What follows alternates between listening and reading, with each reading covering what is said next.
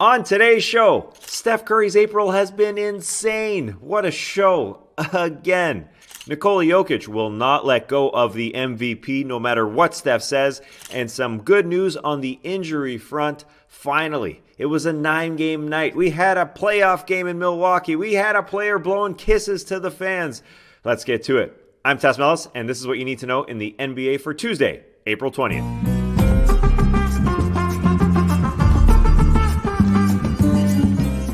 Good morning, everybody. It was a fun Monday night in the association, so let's jump into it. Actually, it didn't start that fun. It didn't seem like it was going to be fun. For me, anyways, Golden State on the road in Philly. Steph has been scorching hot, but he started off slow. Missed his first couple shots and had 3 turnovers in the first 6 minutes of the game. It's like one of those Steph games where he's just a little sloppy with the ball. Steve Kerr's going to get mad. I could hear the disappointment in the great Mike Breen's voice on the broadcast. He wanted to call a big game. Well, am I reading into it? Was Mike Breen disappointed? Am I projecting my own feelings? Perhaps, because I wanted a big game. And then it started happening. Maybe it was because Seth Curry was on the other side of the floor, but Steph started raining down threes. 10 threes. 10. We're spoiled. Those numbers are just happening. He was in a zone where you have to play perfect defense on him for like 24 seconds. Because he does it in so many ways. Of course, he comes off those down screens. Draymond Green setting a slightly moving pick, so he gets open. Then you try and switch or soft double. Well, he's just going to dribble away behind the back through the legs, find a way to get up a shot. Or even if you trap him like they did at the end of the game, he just dribbled away from it and just fired it up because he was so hot. 49 points for Stephen Curry. April has been nuts. He has hit 10 threes in 4 games this month. 10 threes in 4 games. That is more than any player has done in their career, aside from Klay Thompson. 10 threes in a game. Only Klay Thompson has done it more than 4 times in their friggin' career. He has done it now 21 times for his career. April, 40 points per game on 50% shooting through 10 games. That's the first since Wilt Chamberlain to do that, according to ESPN. A lot of these numbers jumble together, but when you hit the 40-point mark, that's different.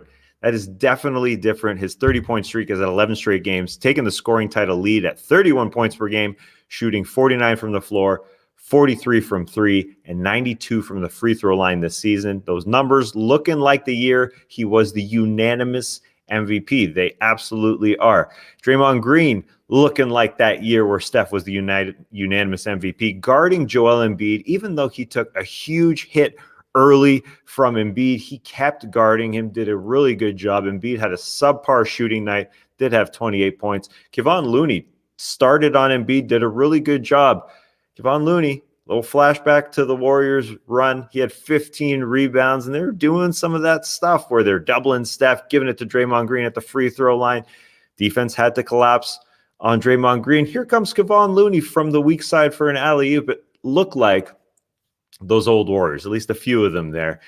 Exciting stuff. We will see Golden State in that play-in tournament at the very least. They're not going anywhere. No Ben Simmons or Tobias Harris in this one for Philly. George Hill making his 76ers debut since he was acquired about a month ago. Georgie looking good. Moving on to the actual MVP this season. I don't think he's given it up. Nikola Jokic had 47 himself, but it took him 2 overtimes to get there against the Grizzlies. That included a nice big 3-ball late in the second OT. I think Jokic is the only guy in the NBA where the ball hits the front rim as it goes in. That moonshot, you can hear it hit the rim. This tough Grizzlies team, though, it seemed like they were going to pull out a win against the Nuggets. They're getting so much out of the roster. They were running it down the Nuggets' throat. Ja Morant was spectacular. Tried to end it in the first OT off the glass to himself. Well, it just happened that way, but would have been a spectacular way to finish it. Will Barton hit a 3 to tie it. In the first OT, Jokic's MVP to lose here. My God, he is so good as well. And there's been so much bad news on the injury front. So let's give a little good news here. Let's sprinkle this in before we get to some of those other exciting games. The Hornets' LaMelo Ball has been cleared to start basketball activities. He will be back in 7 to 10 days. He was initially expected to miss the rest of the season when he went out in late March. He will come back to take the Rookie of the Year title that is his. Unfortunately, Anthony Edwards couldn't grab it from him. So LaMelo coming back to grab it. Phoenix, Milwaukee. Chris Paul passed Magic Johnson for 5th on the all-time assist list. John Stockton, Jason Kidd, Steve Nash, and Mark Jackson are the top 4. And it looked like the fourth quarter was the perfect ending for his night. Chris Paul time in the fourth, leading the comeback. But the Bucks offseason pickup at point guard showed why they got him. Drew Holiday, of all people, had a big dunk late in the fourth. A two-hander? Surprised himself? What was that? And they need Drew to make plays down the stretch. So 40 seconds left. Giannis drops it off to him. And then he found Middleton for a 3-ball. That's what they need in the playoffs. Great setup by Holiday to Middleton for the 3. Bucks up 2, but Booker tied it with a jumper to send it over to overtime. Then it was a deflating end to OT where Booker was fouled with 0.1 left. So he went to the line to seal it. The Bucks just didn't get enough from their bench. Guess that's why they're looking at 40-year-old Joe Johnson. I guess DeAndre Ayton was banged up late guarding Giannis, but he was playing with a bum shoulder, but he fought through it. The Suns are tough. They had 4 guys score 20+. This is a Chris Paul team. They're a bunch of tough dudes. The Bucks' big 3 each had 25+. This was a really, really intense game. OKC, Washington.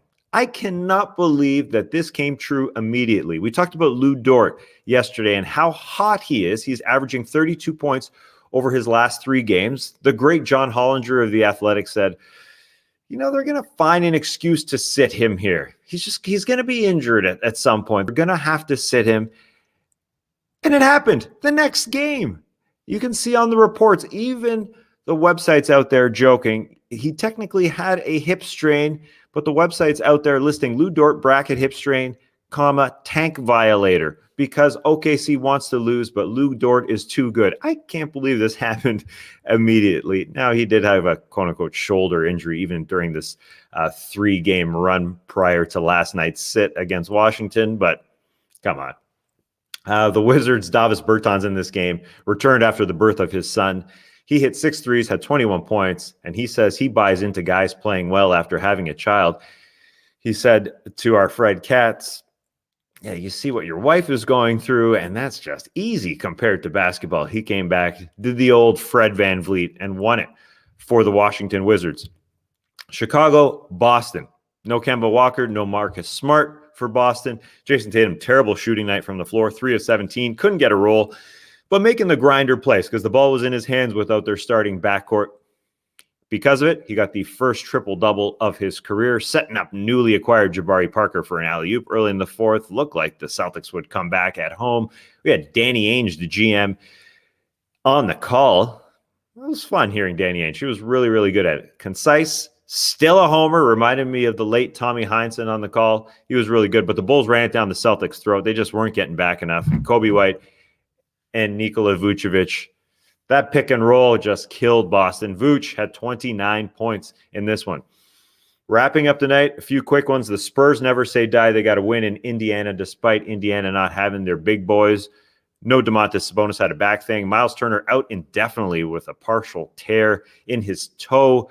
Tough season for the Pacers continues. No Jimmy, no Bam, no Tyler, no problem. The Heat beat the Rockets, who are completing the always difficult Florida back-to-back. That's a schedule loss for the Rockets, or just a loss. The Jazz beat the Lakers to split their doubleheader, and Anthony Davis should be back to the Lakers very, very soon. And I loved this ending in Detroit. Former number 4 pick Josh Jackson had a wild double Euro step late. He did it twice, it seemed like. It called the double kiss since it's European. Then he had to seal it from the line. His first shot was flat, hit the front iron, and went in.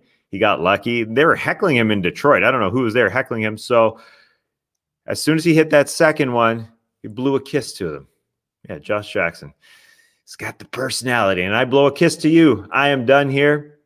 Make sure you check out the full No Dunks episode on Tuesday. I'll be back to give you the news as fast as I possibly can on Wednesday. Talk to you then.